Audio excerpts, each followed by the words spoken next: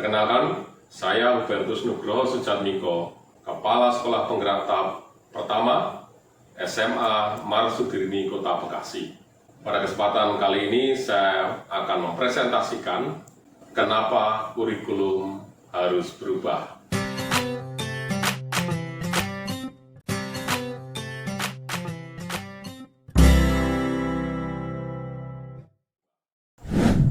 Yang pertama, konteks global yang berubah.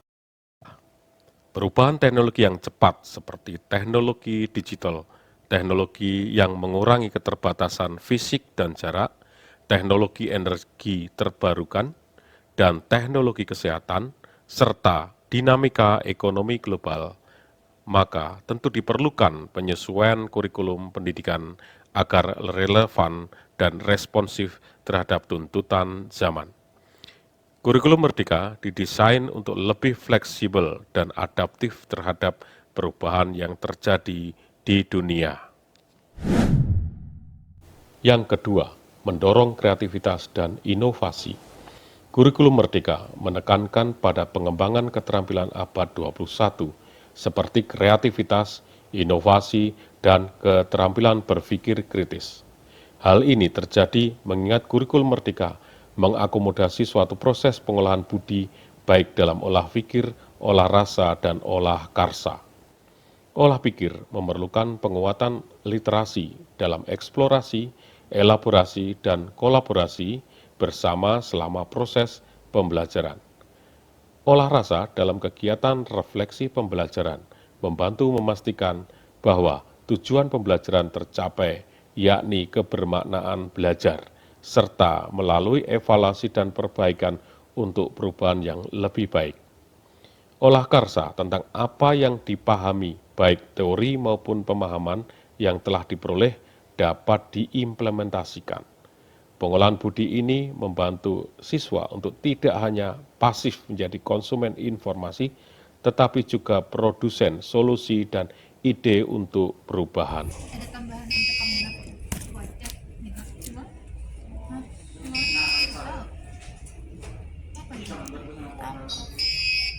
Oke, mantap. Yang ketiga, pemberdayaan guru dan siswa. Pendidikan merupakan tempat bersemainya benih-benih kebudayaan. Agar mencapai kebudayaan, maka pendidikan adalah fondasinya.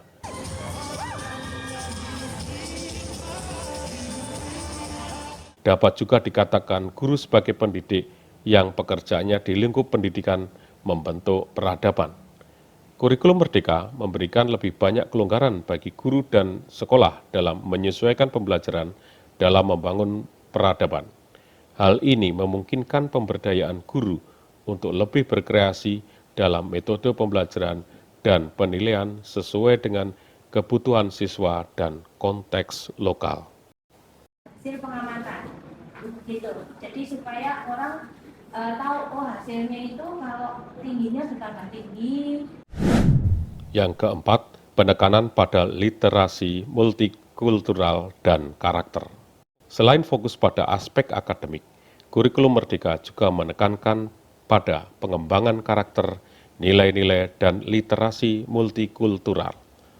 Pemberian alokasi pada struktur kurikulum sampai dengan 30% jam pelajaran digunakan untuk pengembangan karakter profil pelajar Pancasila melalui pembelajaran berbasis proyek.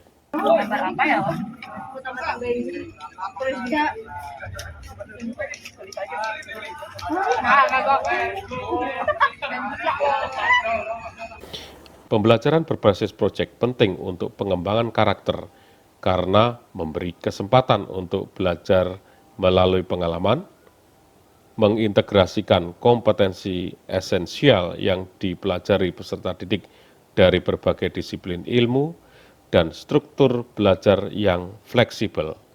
Ini bertujuan untuk menciptakan generasi yang memiliki kecerdasan emosional, sosial, dan etika yang tinggi. Yang kelima, persiapan untuk era industri 4.0. Dengan masuknya revolusi industri keempat, terdapat permintaan yang meningkat untuk keterampilan seperti pemrograman komputer, kecerdasan buatan, dan data analisis. Kurikulum Merdeka berupaya untuk mempersiapkan siswa untuk kritis dan kreatif dengan keterampilan yang relevan untuk menghadapi tantangan dan peluang di era digital ini melalui serangkaian proyek.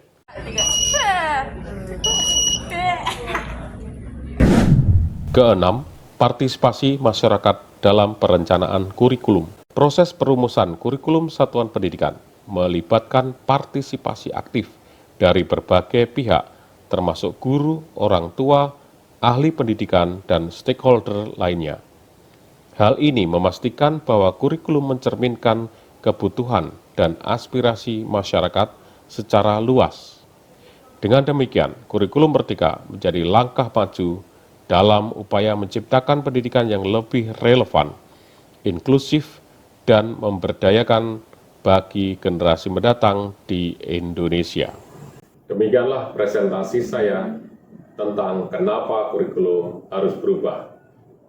Semoga presentasi ini memantapkan sekolah-sekolah untuk melaksanakan kurikulum Merdeka.